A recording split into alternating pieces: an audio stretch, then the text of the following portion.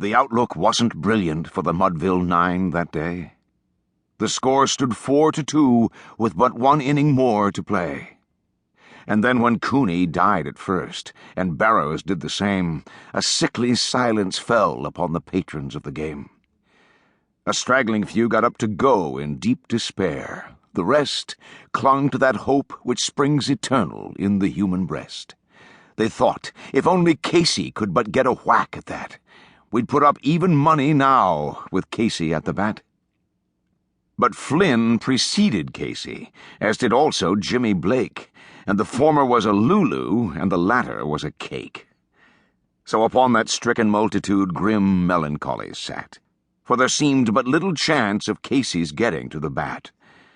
But Flynn let drive a single, to the wonderment of all, and Blake, the much despised, tore the cover off the ball. And when the dust had lifted and the men saw what had occurred, there was Jimmy safe at second and Flynn a hugging third. Then from 5,000 throats and more there rose a lusty yell. It rumbled through the valley, it rattled in the dell. It knocked upon the mountain and recoiled upon the flat, for Casey, mighty Casey, was advancing to the bat. There was ease in Casey's manner as he stepped into his place. There was pride in Casey's bearing, and a smile on Casey's face. And when, responding to the cheers, he lightly doffed his hat, no stranger in the crowd could doubt 'twas Casey at the bat. 10,000 eyes were on him as he rubbed his hands with dirt.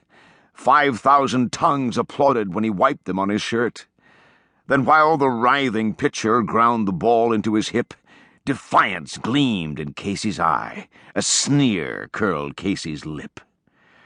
And now the leather-covered sphere came hurtling through the air, and Casey stood a